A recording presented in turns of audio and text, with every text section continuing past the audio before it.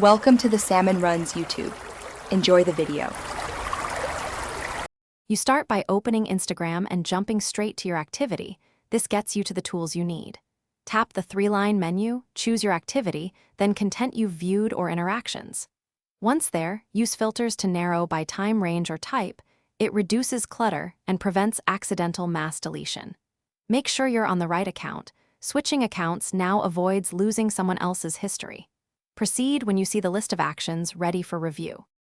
Now you select what to remove. Tap Select or long press an item to enable multi-select. You'll want to use search or the set filters to pinpoint posts, comments, or searches because bulk actions are irreversible. Once selected, choose Clear, Delete, or Remove depending on the content type. Instagram confirms the action. Make sure to read the confirmation text. It explains whether deletion is permanent or just hidden. If unsure, remove a few items first. Finish by confirming deletion and watching for the on-screen confirmation. This completes the removal.